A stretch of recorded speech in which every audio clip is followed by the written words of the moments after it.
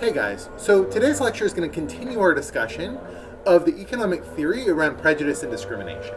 And we're going to pick up by thinking more carefully about contexts in which employer-based discrimination, that is employer preferences for one group of workers over another, might not be eliminated by market competition. So to think about this, I want to start by kind of recapping the argument we made about why we expect employer-based discrimination, or I should really say employer-based prejudice, to not result in economic discrimination in the long run in a competitive market. And the idea was essentially that if two kinds of workers, black and white workers, or men and women, or any other two groups that you want to think about, don't actually have differences in productivity, then paying them differently or being less willing to hire one group or another is going to result in lower profits and thus drive businesses out of the marketplace. But if we think that there are actual productivity differences between two groups, then we'll conclude the exact opposite, that not reflecting those productivity differences in the way that workers are paid or promoted will have negative consequences for firms' profits, and therefore in a competitive marketplace, firms that fail to discriminate will be driven out of business. So we're going to think about this more carefully in three different models.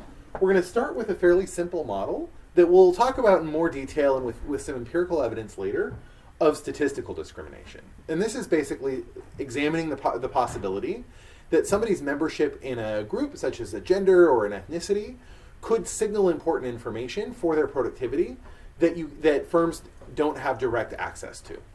In the second two models, we're going to think about contexts where there's no actual underlying differences whatsoever between, say, racial groups or gender groups or other groups that might be the focus of discrimination, but where once prejudice has become established, once group membership starts to affect employers' decisions, that results in a game theory equilibrium that maintains discrimination.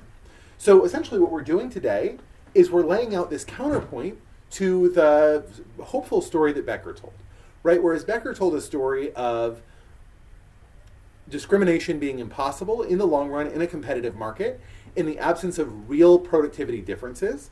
In this story, we're going to say, sure, that's true, but real productivity differences can be generated by discrimination, and as a result, we can find ourselves trapped in an equilibrium where marginalized workers remain marginalized because of market pressures.